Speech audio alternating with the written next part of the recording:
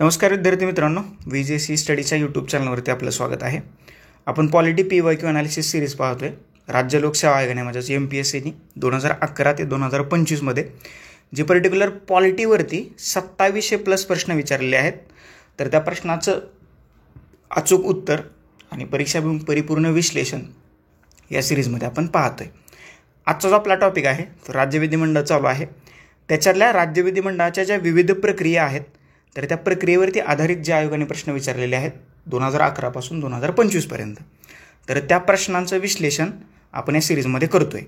आता पर्टिक्युलर या प्रक्रिया कोणत्या आहेत, तर त्या दोन महत्त्वाच्या प्रक्रिया आहेत. पहिली आहे कायदा निर्मिती प्रक्रिया. संसदेची कायदा निर्मिती प्रक्रिया आणि राज्य विधिमंडळाची कायदा निर्मिती प्रक्रिया ही सेमच आहे. संसदेची अर्थसंकल्पाची प्रक्रिया आणि राज्य विधिमंडळाच्या अर्थसंकल्पाची प्रक्रिया इक्वलच आहे.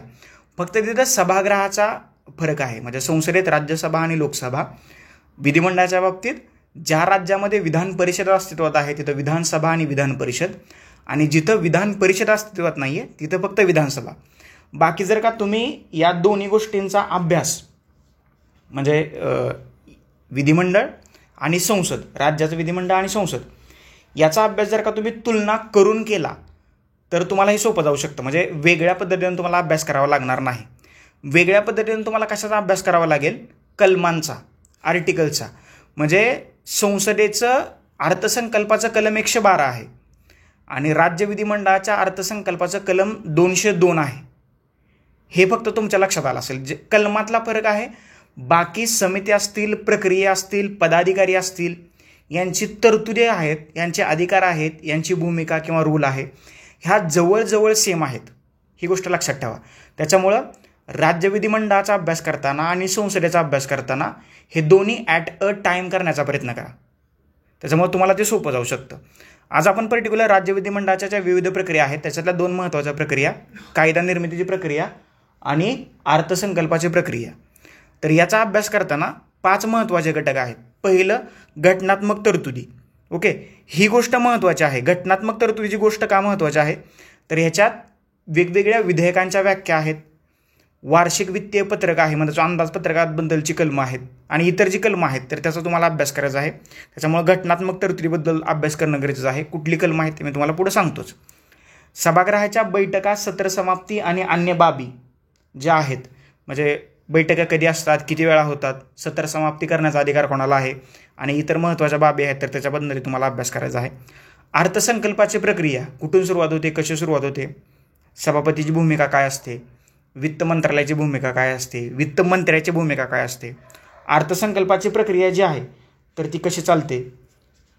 याशिवाय धनविधेयक जे आहे, मनी बिल जे आहे, म्हणजे राज्य विधिमंडळातलं कोणतं विधेयक हे धनविधेयक असेल याबाबतची तरतूद जी आहे तर राज्यघटनेतल्या कलम 199(1) मध्ये दिलेली आहे. आणि एखादं विधेयक कुठल्या बाबतीत धनविधेयक आहे असं मानलं जातं तर त्याच्याबद्दलचे त्यांनी 7-8 काय दिलेत, पॉईंट्स दिलेले आहेत, ते तुम्ही वाचलेच असतील. याशिवाय कलम 199(2) जे आहे, एखादं विधेयक शुल्क, दंड किंवा सेवा शुल्क आकारतं किंवा स्थायिक अधिसत्तेद्वारा आकारल्या, रद्द केल्या जाणाऱ्या किंवा बदलल्या जाणाऱ्या कराची तरतूद करतं, म्हणून ते विधेयक धनविधेयक मानलं जाणार नाही, अशी तरतूद कलम 199(2) मध्ये करण्यात आली. याच्यानंतर 207(1) मध्ये काय सांगितलंय, राज्यपालांच्या पूर्वसंमतीने धनविधेयक विधानसभेमध्ये सादर केलं जातं. त्याच्यामुळे राज्यपाल धनविधेयकाला पुनर्विचारासाठी माघारी पाठवू शकत नाहीत किंवा ते नाकारू शकत नाहीत, कारण ते राज्यपालाच्या पूर्वसंमतीने पाठवलं जातं, मांडलं जातं. कलम 199(3) काय म्हणते, एखादं विधेयक धनविधेयक आहे किंवा नाही याबाबतचा सभापतींचा निर्णय जो आहे, विधानसभेच्या सभापतींचा निर्णय, तर तो अंतिम मानला जातो. येतं का लक्षात? त्याच्यानंतर 199(4) काय म्हणते, विधान परिषदेकडे आणि अंतिम संमतीसाठी हे विधेयक राज्यपालांकडे पाठवण्यापूर्वी त्याला सभापतींनी धनविधेयक म्हणून प्रमाणित करणं आवश्यक असतं. आता ही प्रक्रिया वाईस वर्सा कोणाच्या बाबतीत आहे, तर लोकसभेच्या सभापतींच्या बाबतीत. म्हणजे केंद्रात जर का एखादं विधेयक धनविधेयक आहे की नाही हे ठरवण्याचा अधिकार कोणाला आहे, तर लोकसभेच्या सभापतींना, बरोबर. आणि 199(4) नुसार राज्य विधिमंडळाचा विचार केला तर हा अधिकार कोणाला आहे, विधानसभेच्या सभापतींना. मी तुम्हाला सांगितलं ना की कलमात फक्त फरक आहे, बाकीची कार्य, भूमिका आणि अधिकार जवळजवळ सेम आहेत. ते फक्त तुम्ही एकदा करून घ्या. मग राज्यपालांची विधेयकाला संमती, मग कलम 200 नुसार राज्यपाल विधेयकाला संमती देऊ शकतात, ते माघारी पाठवू शकतात किंवा राष्ट्रपतीच्या संमतीसाठी राखून ठेवू शकतात, की ज्याच्यावरूनच तमिळनाडू आणि राज्यपालात जे रवी नावाचे राज्यपाल आहेत तमिळनाडूचे त्यांच्यावरती सुप्रीम कोर्टाने जो निर्णय दिला त्याच्यावरती एक लेक्चर आपण घेतलेला आहे. जर का पाहिलं नसेल राष्ट्रपती आणि वाद ते लेक्चर पाहून घ्या तुम्ही. राज्यपालांबद्दलच्या राष्ट्रपती म्हटलं मी, राज्यपाल आणि वाद किंवा घटक राज्यांचे संघर्ष, घटक राज्य सरकारचे संघर्ष, तर ते लेक्चर पाहून घ्या. राज्यपालासंबंधीच्या सर्व तरतुदी आणि वादाची कारणं आपण तिकडं अगदी परीक्षेवरून परिपूर्ण त्याचं विश्लेषण केलेलं आहे. तर या सगळ्या गोष्टी ज्या आहेत तर त्या तुम्हाला घडत असल्याचं दिसतं. याशिवाय सभागृहातील मतदानाची प्रक्रिया जी आहे, म्हणजे राज्य विधिमंडळाच्या सभागृहातील मतदानाची प्रक्रिया, तर ती सुद्धा एक महत्त्वाची भूमिका आहे, तर ती तुम्हाला पार पाडताना दिसते. म्हणजे विधिमंडळाच्या कोणत्याही सभागृहाच्या बैठकीतील विषय साध्या बहुमतानं, म्हणजे सभागृहात उपस्थित आणि मतदान करणाऱ्या सदस्यांच्या बहुमताने ठरवले जातात. जे घटनेत नमूद केलेल्या अध्यक्ष आणि वा सभापतींच्या बडतर्फीचा ठराव जो आहे तर यासारखे विशेष बहुमताने ठरवले जातात. दोन्ही सभागृहाचे पीठासीन अधिकारी म्हणजे विधानसभेचे आणि विधान परिषदेचे कोणत्याही विषयावर प्रारंभिक मतदान करू शकत नाहीत. त्यांना केवळ एखाद्या विषयावरती दोन्ही बाजूने समान मतं जर का पडली असतील तर निर्णायक मत किंवा कास्टिंग वोट देण्याचा अधिकार आहे. आणि मग सभागृहातली कायदेनिर्मिती प्रक्रिया, दॅट्स इट. पहिलं वाचन, दुसरं वाचन, तिसरं वाचन, मग दुसऱ्या सभागृहात ही सेम आहे की जे संसदेची पार पडते. तर या 5 मुद्द्याच्या आधारे तुम्ही राज्य विधिमंडळाच्या प्रक्रियांचा अभ्यास करू शकता आणि याच प्रक्रियेवरती पूर्व परीक्षेत किंवा मुख्य परीक्षेत ऑब्जेक्टिव्ह पॅटर्ननुसार राज्य लोकसेवा आयोगाने प्रश्न विचारलेले आहेत आणि त्या प्रश्नांचं विश्लेषण आज आपण करणार आहोत. ही जी सिरीज आहे तर VJC स्टडीच्या यूट्यूब चॅनलवरती तुम्हाला फ्री ऑफ कॉस्ट अवेलेबल आहे. MPC polity PYQ analysis series आहे, तर तुम्ही पाहू शकता. अगदी 2011 पासून 2025 पर्यंतच्या पॉलिटीच्या सर्व प्रश्नांचं परीक्षाभिमुख परिपूर्ण विश्लेषण असणारी यूट्यूबवरची पहिली सिरीज. पहिला प्रश्न तुमच्या स्क्रीनवरती काय म्हणतोय बघा. विधानसभेच्या विसर्जनानंतर विधेयक रद्द करण्याच्या संदर्भात स्थितीबद्दल योग्य विधानं निवडा. विधानसभेचं विसर्जन झालंय आणि विधेयक रद्द करायचं आहे, तर त्याच्याबद्दलच्या तरतुदी ज्या आहेत तर त्याच्याबद्दल असणारं विधानं तुम्हाला योग्य विधानं निवडायची आहेत. पहिलं विधान काय म्हणतंय लक्षात घ्या. त्यांनी एक कंडिशन दिली आहे, विधानसभेचं विसर्जन झालंय, हे डोक्यात ठेवा, त्याला अंडरलाईन करा. पहिल्यांदा काय होतंय, विधानसभेने मंजूर केलेलं परंतु विधान परिषदेत प्रलंबित असलेलं विधेयक रद्द होतं. ऑब्व्हियसली ते रद्दच होतं, पहिलं विधान बरोबर आहे. विधान परिषदेत प्रलंबित असलेलं परंतु विधानसभेनं मंजूर न केलेलं विधेयक रद्द होतं, हे चुकीचं आहे, कारण ते विधानसभेकडं आलंच नाही आहे, बरोबर. त्याच्यामुळे हे चुकीचं आहे. विधानसभेनं संमत केलेलं जर का एक सदनात्मक गृह असेल, एकगृही विधिमंडळ असेल किंवा दोन्ही सभागृहांना पारित केलेलं विधेयक द्विसदनात्मक सभागृह असेल, परंतु राज्यपाल किंवा राष्ट्रपतीसाठी संमतीत प्रलंबित असेल तर ते विधेयक रद्द होत नाही. बरोबर आहे, ते विधेयक रद्द होत नाही कारण राज्य विधिमंडळाच्या सभागृहाची किंवा सभागृहांची त्याला मान्यता मिळालेली आहे आणि ते राष्ट्रपतींकडे पाठवले किंवा राज्यपालांकडे पाठवले, म्हणजे राज्यपालांकडे पाठवले आणि राज्यपालांनी पुन्हा ते राष्ट्रपतीकडे पाठवले कलम 200 नुसार, तर असं विधेयक रद्द होत नाही. लक्षात ठेवा. A आणि C ही 2 विधानं बरोबर आहेत. पर्याय क्रमांक 2 जे आहे तर त्याचं उत्तर आहे A आणि C ही 2 विधानं बरोबर आहेत, हे लक्षात ठेवा. विधानसभेनं मंजूर केलंय, विधान परिषदेनं सुद्धा मंजूर केले आणि ते विधेयक जर का राज्यपालाकडे गेलं असेल तर विधानसभेच्या विसर्जनानंतर ते विधेयक रद्द होत नाही. विधान परिषदेनं मंजूर केले, विधानसभेत पाठवले परंतु विधानसभेचं विसर्जन झाले तर ते विधेयक रद्द होतं, ही गोष्ट लक्षात ठेवा. ओके, समजलं. या 2-3 कंडिशन आहेत. खालीलपैकी कोणतं विधान चुकीचं आहे? चुकीचं असणारं विधान बाजूला काढायचं आहे. 4 विधानं तुम्हाला दिलेली आहेत. 4थं विधान नाही आहे, 4 वरीलपैकी या नाही असं विधान आहे. बघा, जर विधानसभेने मंजूर केलेलं सामान्य विधेयक ऑर्डिनरी बिल विधान परिषदेनं फेटाळलं अथवा 3 महिन्यात मंजूर केलं नाही तर विधानसभा पुन्हा ते विधेयक मंजूर करून विधान परिषदेकडे पाठवते, हे बरोबर आहे. एक तर विधान परिषदेला राज्य विधिमंडळाच्या बाबतीत आणि राज्यसभेला संसदेच्या बाबतीत कमी अधिकार देण्यात आलेले आहेत तुलना करता लोकसभा आणि विधानसभेच्या बाबतीत, त्याच्यामुळे पहिलं विधान बरोबर आहे. दुसऱ्या प्रसंगात जर तेच विधेयक पुन्हा विधान परिषदेने फेटाळलं अथवा 14 दिवसांच्या आत मंजूर केलं नाही तर ते विधेयक दोन्ही सभागृहांनी मंजूर केलं असं समजलं जातं. आपल्याला काय करायचं, चुकीचं विधान ओळखायचं आहे. तर हे विधान जे आहे तर ते चुकीचं आहे. हा कालावधी जो आहे तर तो 14 दिवसांचा नाही आहे, तो 1 मंथचा आहे. ते धनविधेयकाच्या बाबतीत 14 दिवस आहे. ऑर्डिनरी बिलच्या बाबतीत हे 1 महिन्याचा कालावधी तिथं देण्यात आलेला आहे. तिसरं विधान, जर विधान परिषदेने मंजूर केलेलं विधेयक विधानसभेकडे मंजुरीसाठी पाठवलं आणि ते विधानसभेनं फेटाळलं तर त्या विधेयकाचा तेथच अंत होतो. हे सुद्धा बरोबर आहे, कारण विधान परिषदेला तुलनेनं विधानसभेपेक्षा कायदे निर्मितीच्या बाबतीत कमी अधिकार असल्याचं आपल्याला दिसतं. त्याच्यामुळं विधान परिषदेने एखादं विधेयक तयार केले, ते मंजूर केलं विधान परिषदेत आणि ते विधानसभेकडे मंजुरीसाठी पाठवलं आणि विधानसभेने जर का ते फेटाळलं तर ते विधेयक तिथं नष्ट होतं. That's it. 1 आणि 3 बरोबर आहेत. चुकीचं विधान ओळखायचं होतं. पर्याय क्रमांक 2 जे आहे तर ते विधान चुकीचं आहे आणि तेच आपल्या प्रश्नाचं या ठिकाणी उत्तर आहे. समजलं? पर्याय क्रमांक 2. पुढचा प्रश्न अर्थविधेयकाबाबत प्रश्न आहे. बरोबर असणारं विधान किंवा विधाने आपल्याला ओळखायचे आहेत. त्याला लगेच गोल करा. ते मंत्री किंवा खाजगी सदस्य मांडू शकतो. अर्थविधेयक आपल्याला बरोबर असणारं विधेयक बाजूला काढायचं आहे. नाही, अर्थविधेयक फक्त मंत्रीच मांडू शकतो. त्याच्यामुळं हे चुकीचं आहे. ते राज्यपालांच्या शिफारशीशिवाय मांडता येत नाही. बरोबर आहे. अर्थविधेयक किंवा धनविधेयक राज्यपालाच्या राज्य विधिमंडळाच्या बाबतीत आणि राष्ट्रपतीच्या संसदेच्या बाबतीत ते विधेयक मांडता येतं. त्याच्यामुळे ब बरोबर आहे. एखादं विधेयक अर्थविधेयक आहे किंवा नाही असा प्रश्न उपस्थित झाल्यास राज्यपालांचा अंतिम निर्णय असतो. राज्यपालाचा नाही आहे, विधानसभेच्या सभापतींचा निर्णय अंतिम असतो. हे लक्षात ठेवा.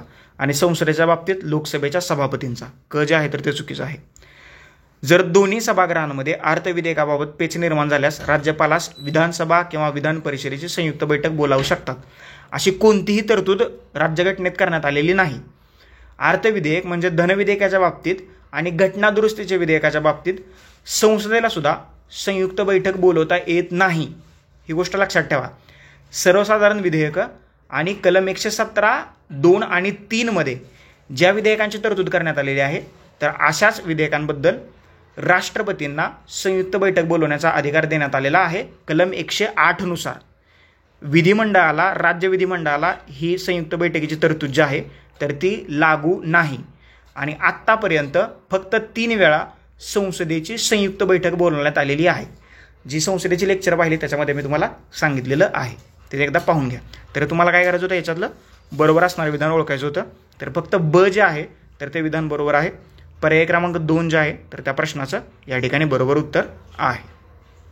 पुढचा प्रश्न, बरोबर नसलेलं किंवा बरोबर नाही असं विधान ओळखायचं आहे, म्हणजे आपल्याला चुकीचं विधान ओळखायचं आहे. अनुच्छेद 290 राज्यपाल विधेयक राष्ट्रपतीच्या विचारार्थ राखून ठेवू शकतात. बरोबर आहे. म्हणजे कलम 200 काय सांगते, राज्यपालाकडे जर काही एखादं विधेयक गेलं तर ते विधेयकाला मान्यता देऊ शकतात किंवा नकाराधिकार देऊन ते परत पुनर्विचारार्थ राज्य विधिमंडळाकडे पाठवू शकतात किंवा कलम 200 नुसार एखादं विधेयक राष्ट्रपतीच्या संमतीसाठी राखून ठेवू शकतात. त्याच्यामुळं 1 जे आहे तर ते बरोबर आहे. आपल्याला चुकीचं विधान ओळखायचं आहे. ओके. राष्ट्रपती विधेयक पुनर्विचारासाठी राज्य विधिमंडळाकडे परत पाठवण्यास राज्यपालाला निर्देश देऊ शकतात. हे सुद्धा बरोबर आहे. त्याच्यानंतर जर ते विधेयक राज्य विधिमंडळाने पुन्हा दुरुस्तीसह अथवा दुरुस्तीशिवाय मंजूर करून पुन्हा राष्ट्रपतीकडे सादर केल्यास त्यास मंजुरी देणं राष्ट्रपतींवरती बंधनकारक असतं. असं कोणतंही बंधन राष्ट्रपतींवरती नाही. त्याच्यामुळे पर्याय क्रमांक 3 जे आहे तर ते चुकीचं विधान आहे. कारण राष्ट्रपतींना वाटलं त्याला मंजुरी द्यायची किंवा नाही द्यायची आहे. इट्स राष्ट्रपतीची ओन चॉईस. हे लक्षात ठेवा. त्याच्यामुळे 3 जे आहे तर ते चुकीचं विधान आहे आणि आपल्याला चुकीचं विधानच शोधायचं होतं. पर्याय क्रमांक 3 याचं उत्तर आहे. राज्यपालांनी राष्ट्रपतीच्या विचारार्थ राखून ठेवलेल्या विधेयकास राष्ट्रपतींनी किती कालावधीमध्ये निर्णय घ्यावा याबाबत राज्यघटनेने कोणतीच कालमर्यादा घेतलेली नाही. हे विधान त्या 2020ला बरोबर होतं. आत्ता 3 महिन्याच्या आत सगळा खेळ करायचा. हे लक्षात ठेवा. जास्तीत जास्त 3 महिन्याच्या कालावधीत तुम्हाला हे सगळं करायचं आहे. 90 दिवसाच्या सुप्रीम कोर्टानं दिलेला हा डिसिजन आहे. लक्षात ठेवा. ही नवीन तरतूद आहे आणि मे बी भविष्यात तुम्हाला याच्यावरती प्रश्न विचारला जाऊ शकतो. ही अतिशय महत्त्वाची गोष्ट आहे. येते लक्षात. त्याच्यामुळे ही गोष्ट लक्षात ठेवा. म्हणजे 2020 साली हे बरोबर होतं. आत्ता हे विधान तुम्हाला चुकीचं होऊ शकतं आणि हा प्रश्न हॅशटॅगमध्ये जाऊ शकतो. आत्ता 3 महिन्याचा कालावधी दिला आहे आणि 1 महिन्याच्या आत मग राज्यपालांना त्याच्यावरती डिसिजन घ्यायचं आहे. जर का पाठीमागचं लेक्चर जर का तुम्ही पाहिलं नसेल, राज्यपाल आणि वाद, तर ते एकदा लेक्चर पाहून घ्या. तुमच्या बऱ्याचशा गोष्टी राज्यपाल वादविवाद संघर्ष याच्याबद्दलच्या क्लिअर होतील. ओके. किंवा वाचून घ्या मग लेक्चर पाहिजे नसेल तर. जोड्या लावायच्यात. विषय आणि कलम हे राज्य विधिमंडळाच्या बाबतीतली कलम आहेत. लेखा अनुदान कलम 206, विनियोग विधेयक कलम 204. धनविधेयकाची व्याख्या, तिकडे धनविधेयकाची व्याख्या जी आहे तर 110 मध्ये दिली म्हणजे केंद्राच्या बाबतीत, आणि इथं जी धनविधेयकाची व्याख्या आहे तर ती कलम 199 मध्ये दिली आहे. वार्षिक वित्तीय विवरणपत्रक म्हणजेच राज्याचं जे बजेट आहे तर ते कलम 202 आणि केंद्राचं जे बजेट आहे तर कलम 112. ही कलम लक्षात ठेवा, तुलना करा थोडीशी, म्हणजे एका पेजवरती तुम्ही 2 भाग करा, एका बाजूला राज्य विधिमंडळाबद्दलची कलम आणि दुसऱ्याच त्या भागामध्ये संसदेबद्दलची कलम. म्हणजे भविष्यात जर का तुम्ही कसाही तुम्हाला अभ्यास करायचा असेल तर तो करू शकतो. त्या प्रश्नाचं उत्तर आहे पर्याय क्रमांक 2. 1 अ ला 2, ब ला 1, क ला 4 आणि ड ला 3. पर्याय क्रमांक 1 त्याचं उत्तर आहे. पुढचा प्रश्न, खालील विधानं विचारात घ्या. तुम्हाला 3 विधानं दिलेत आणि त्याच्यातलं बरोबर असणारं विधान शोधायचं आहे. 2 विधानं तुमच्या स्क्रीनवर आहेत, तिसरं विधान खाली स्क्रोल करून तुम्हाला दाखवतो. विधानसभेने मंजूर केलेलं विधेयक वित्तीय विधेयक व्यतिरिक्त विधान परिषदेनं फेटाळलं अथवा 3 महिन्याच्या कालावधीत मंजूर केलं नाही तर ते विधेयक पुन्हा मंजूर करेल आणि पुन्हा ते विधान परिषदेकडे पाठवेल. विधेयक म्हटलंय वित्तीय विधेयक सोडून, तर बरोबर आहे पहिलं विधान. जर या दुसऱ्या प्रसंगी विधान परिषदेनं जे विधेयक पुन्हा फेटाळलं अथवा 1 महिन्याच्या आत मंजूर केलं नाही तर ते विधेयक दोन्ही सभागृहाकडून मंजूर केलं असं समजलं जाईल. हे सुद्धा बरोबर आहे. दोन्ही विधानं पहिली बरोबर आहेत. तिसरं विधान बघा काय म्हणतंय, जर एखादं विधेयक विधान परिषदेकडून मंजूर होऊन विधानसभेकडे आल्यानंतर फेटाळलं गेलं तर ते विधेयक संपुष्टात येतं. विधान परिषदेकडून जर का विधानसभेकडे विधेयक गेलं आणि विधानसभेने जर का ते नाकारलं तर ते विधेयक नष्ट होतं किंवा रद्द होतं. हे विधान बरोबर आहे. त्याच्यामुळे पर्याय क्रमांक 4 अ, ब आणि क ही जी 3 विधानं आहेत तर तिन्ही विधानं या प्रश्नात बरोबर आहेत. 2018चा राज्यसेवा मुख्य परीक्षेचा प्रश्न आहे आणि मागं सांगितल्याप्रमाणे मुख्य परीक्षेतल्या प्रश्नांची काठिण्य पातळी तुम्हाला थोडीशी जास्त दिसते, ही गोष्ट लक्षात ठेवा. पुढचा प्रश्न आहे, प्रश्न मोठा आहे, पहिल्यांदा वाचू काय म्हणते पाहू आपण. विधानसभा विसर्जित झाल्यानंतर तिच्या समोरील सर्व विधेयकं व्याप्तगत होतात विधानसभेच्या विसर्जनानंतर, परंतु काही प्रकारची विधेयकं विसर्जनानंतरही व्याप्तगत होत नाहीत. याबाबत योग्य विधानं आपल्याला ओळखायची आहेत. ओके, 3 विधानात तुम्हाला विधानसभेने पारित केलेलं परंतु विधान परिषदेत प्रलंबित असलेलं विधेयक व्याप्तगत होते म्हटलंय, कारण ते विधानसभेनं पारित केलं होतं तर ते बरोबर आहे. ते व्याप्तगत होतं कारण ते मंजूर झालं नाही अजून, आणि विधानसभा विसर्जित झाली असेल तर ते बरोबर आहे. विधान परिषदेत प्रलंबित असलेलं परंतु विधानसभेत पारित न केलेलं विधेयक व्याप्तगत होत नाही कारण ते इकडे आलंच नाही ना अजून विधानसभेत, त्याच्यामुळे हे सुद्धा बरोबर आहे. दोन्ही सभागृहांनी पारित केलेलं मात्र राज्यपालांच्या संमतीसाठी पाठवलेलं विधेयक व्याप्तगत होत नाही. त्याच्यामुळे या प्रश्नाचं उत्तर जे आहे तर ते पर्याय क्रमांक 4 आहे. अ, ब आणि क ही तिन्ही विधानं या ठिकाणी बरोबर आहेत. पुढचा प्रश्न, दुसऱ्या प्रशासकीय सुधारणा आयोगाने मंत्रिपरिषदेचा आकार जास्तीत जास्त संबंधित विधानसभेतील सदस्य संख्येच्या इतका असावा अशी शिफारस केली. किती असावा? अगोदर सगळ्यांना माहीत आहे किती असावा, 10 ते 15%. पर्याय क्रमांक 4 याचं बरोबर उत्तर आहे. आणि हाच क्रायटेरिया लोकसभेच्या बाबतीत सुद्धा लागू करण्यात आलेला आहे. That's it. पुढचा प्रश्न, भारतीय राज्यघटनेमधील काही कलम बदलण्यासाठी किमान निम्म्या राज्यांच्या विधिमंडळाच्या मान्यतेची गरज असते. राज्य विधिमंडळांना मान्यता देण्यासाठी किती कालावधीची मुदत दिली जाते? अशी कुठलीही कालावधीचं बंधन राज्याच्या विधिमंडळावरती घालण्यात आलेलं नाही, हे लक्षात ठेवा.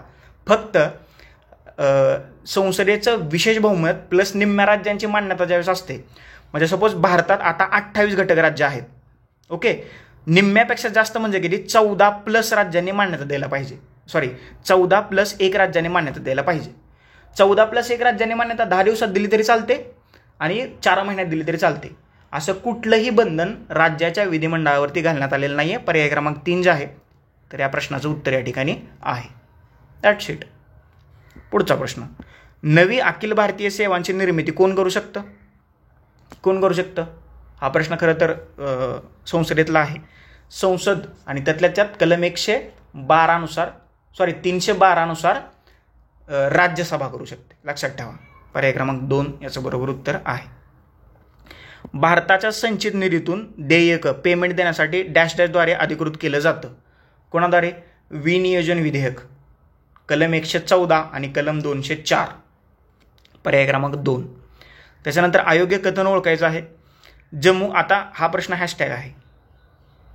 हा प्रश्न हॅशटॅग आहे, कारण जम्मू काश्मीर केंद्रशासित प्रदेश झालेला आहे. बाकीचे तुम्हाला मी वाचून दाखवतो, त्याच्याबद्दल काही नाही, डाऊट नाही आहे. सिक्कीमच्या विधानसभेत 32 सदस्य आहेत का? आहेत.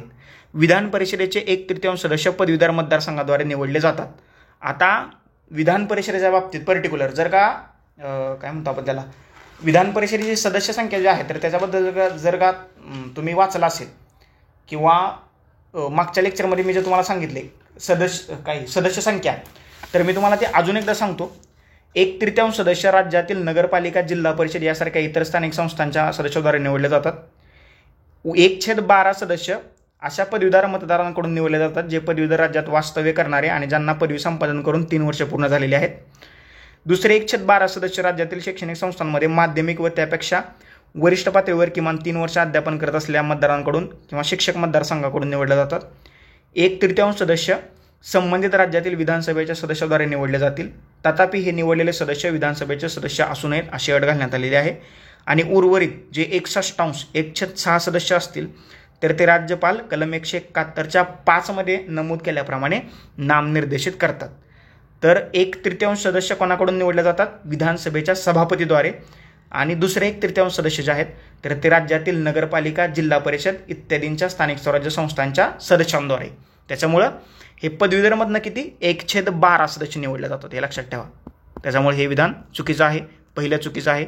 दर 2 वर्षाने विधान परिषदेचे 1/3 सदस्य निवृत्त होतात विधान परिषद, तरी हे सुद्धा चुकीचं आहे. ओके, आलं लक्षात. पर्याय क्रमांक 2 सॉरी हे बरोबर आहे, सॉरी इट्स माय मिस्टेक. पर्याय क्रमांक 4 जे आहे तर ते सुद्धा बरोबर आहे. याचं चुकीचं उत्तर आहे पर्याय क्रमांक 3. 1, 2 आणि 4 ही 3 विधानं बरोबर आहेत. आणि 1/3 सदस्य मी तुम्हाला सांगितलं ते राज्य विधानसभेचे सदस्य आणि राज्यातील नगरपालिका, जिल्हा परिषद, स्थानिक स्वराज्य संस्थांकडून निवडले जातात. हे बरोबर आहे, हे बरोबर आहे. पुढचा प्रश्न, शेती उत्पन्नावरील कर राज्य सरकारच्या अखत्यारीमध्ये खालीलपैकी कोणी सोपवलेले आहेत? कोणी सोपवलेले आहेत? राज्यघटनेनेच सोपवलेलं आहे ना हे. त्याच्यामुळे याचं उत्तर आहे पर्याय क्रमांक 3. शेती उत्पन्नावरती कर अजूनपर्यंत लावला जात नाही.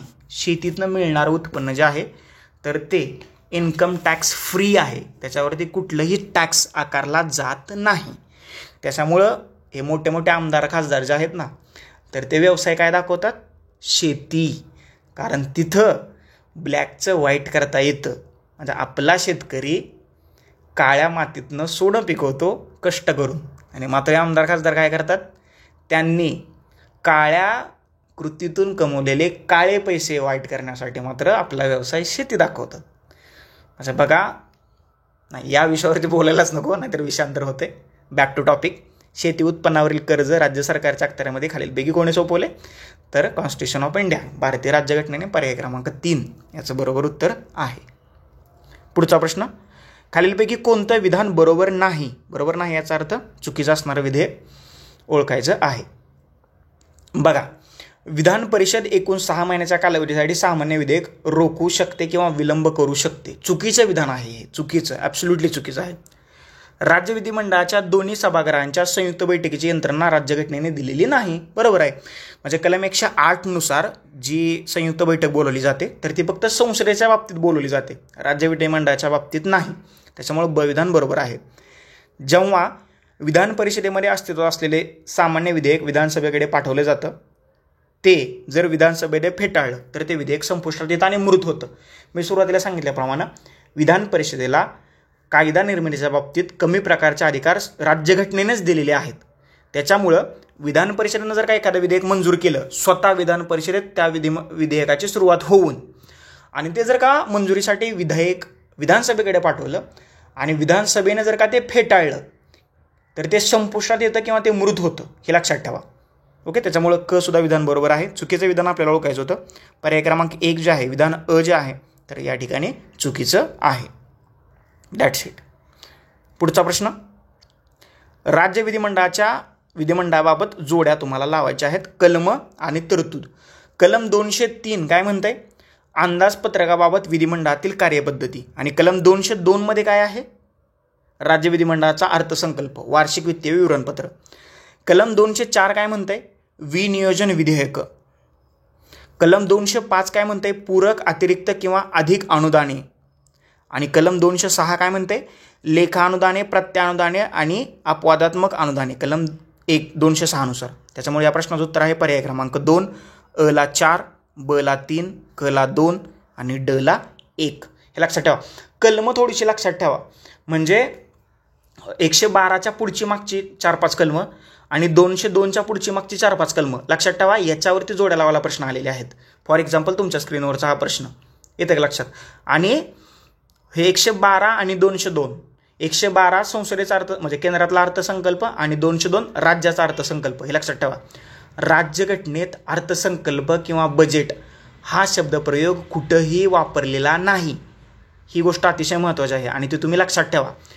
202 आणि 112 याच्यामध्ये वार्षिक वित्तीय विवरणपत्रक असंच म्हटलेलं आहे.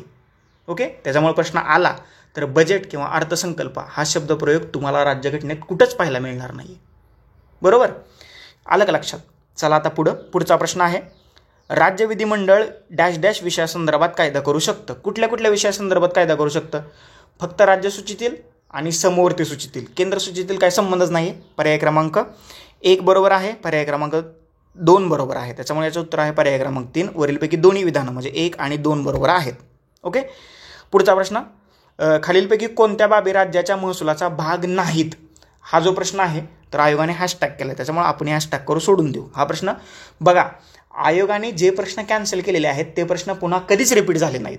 ही गोष्ट लक्षात ठेवा. त्याच्यामुळं कॅन्सल झालेल्या प्रश्नावरती विचार करत बसू नका. जर का तुम्हाला वरवरती त्याचं उत्तर सापडलं तर वेल अँड गुड, त्याला जास्त डोकं लावत बसू नका. ते डोक्यात तुमच्या जास्तीचा प्रकाश पडेल. त्याच्यामुळं त्याच्यामध्ये चिल मारा आणि ज्या आयोगाने प्रश्न कॅन्सल केलेले आहेत त्या प्रश्नाला अजिबातच डोकं लावायचं नाही. कॅन्सल झालेला प्रश्न कॅन्सल, दॅट्स इट. त्याच्यामुळे हा प्रश्न सोडून द्या. पुढचा प्रश्न, खालीलपैकी कोणतं विधान राज्य अंदाजपत्रकातील भारित खर्चाबाबत चुकीचं आहे?